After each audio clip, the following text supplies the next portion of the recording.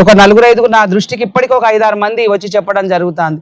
అంటే నేను ఎందుకు చెప్తున్నా అంటే నాయకుడికి పనిచేయాలనే ఒక చిత్తశుద్ధి ఉండాలి, నాయకుడికి పనిచేయాలని ఒక అవగాహన ఉండాలి, ఒక దూరపు చూపు ఉండాలి. ఇవాళ ఏమైంది మరి ఇక్కడ గెలిచి 2 సంవత్సరాలు దాటింది కదా, వచ్చిండు ఎన్నిసార్లు వచ్చిండు ఇక్కడికి, ఎన్నిసార్లు వచ్చిండు అమ్మా, ఎన్నిసార్లు వచ్చిండు ఇక్కడికి? మరి ఇక్కడ క్యాంప్ ఆఫీస్ ఎంత దూరం ఉన్నది?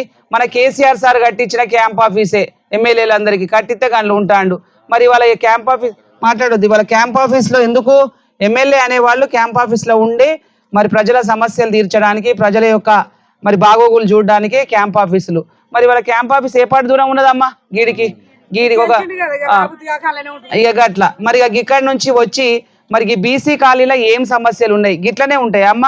కేసీఆర్ సార్ ఉన్నప్పుడు పట్టణ ప్రగతి అని పెట్టి తప్పకుండా సైడ్ కాలువలు తీయాలి, రోడ్లు ఉడవాలి, ఎవరింటి ముందట చెత్త ఉంటే మరి తీసుకుపోవాలి, తీసుకపోకపోతే అక్కడ ఉన్న కౌన్సిలర్కు డిబార్ అయిపోతాడు, మరి అక్కడ ఉన్నటువంటి వర్క్ ఇన్స్పెక్టర్ అయితేంది, అక్కడ ఉన్నటువంటి మరి కమిషనర్ అయితేంది, వాళ్ళకు కూడా మరి డిబార్లు చేసేది అట్లుండే.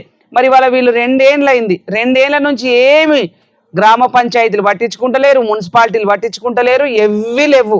ఇవాళ ఎక్కడికి పోయినా మోరీలు నిండి కంపు వాసన, ఎక్కడికి పోయినా రోడ్లు ఊడ్చుడు లేదు, ఎక్కడికి పోయినా ఏ ఒక్క కార్యక్రమం ఒక హరితద్వారం ద్వారా చెట్లు పెట్టుడు లేదు, ఏది లేదమ్మా.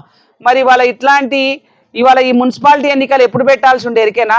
సంవత్సరం కిందనే అయిపోయింది మున్సిపాలిటీ టెన్యూరు, సంవత్సరం కిందనే అయిపోయింది. మరి సంవత్సరం కింద పెట్టే ఎన్నికలు ఇప్పుడు వచ్చి ఎన్నికలు పెడతాండ్రు, పెట్టేటప్పుడు ఇప్పుడు అన్ని గుర్తొస్తాయి.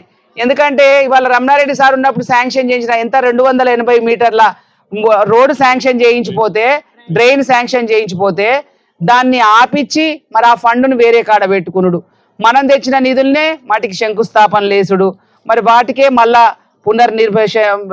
ఓపెనింగ్లు చేసుడు, మరి ఇట్లాంటి పనులు జరుగుతున్నాయి. కాబట్టి బీసీ కాలనీలో ఉన్నటువంటి అందరు 178 ప్లాట్లు ఉన్నాయట. మరి ఇక్కడ మరి మీద ఉన్నాయి ఓట్లు, ఇక్కడ దాదాపుగా 180-175 ఓట్లు ఉన్నాయి.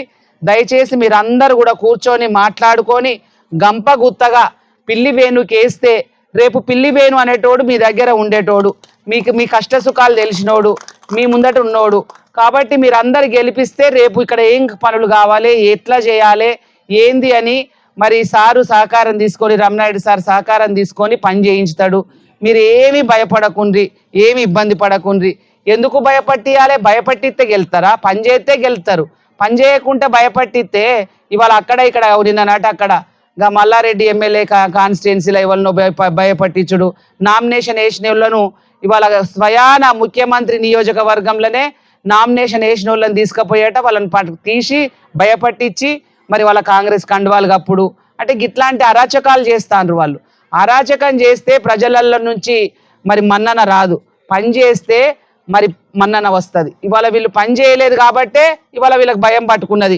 రేపో ఎల్లుండో ముఖ్యమంత్రి వస్తాడట.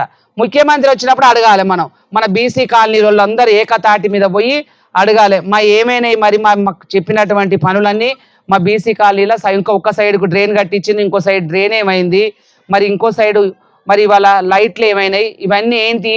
మరి మేము బతుకమ్మ పెట్టుకున్నాం, నువ్వు ఒక ఎమ్మెల్యేగా ఉన్నావు, బతుకమ్మ అంటే బతుకమ్మ కాడ మరి ఆడబిడ్డలు ఎట్లా ఆడుకుంటారు, కాడ ఇంత మురం పోయిద్దామా, ఓ లైట్ పెట్టిద్దామా, మరి ఏం చేద్దామనే ఆలోచన ఉన్నదా ఏమన్నా? మరి ఏం చేయలేదు, మరి ఎందుకు వస్తానమని అడగాలి. మరి వినాయకుడిని పెట్టుకుంటారు అందరూ, మరి అక్కడ ఇప్పుడు చెప్తాను ఏ పని చేయకుండా ఇవాళ ఎందుకు వస్తానని అడగాలి.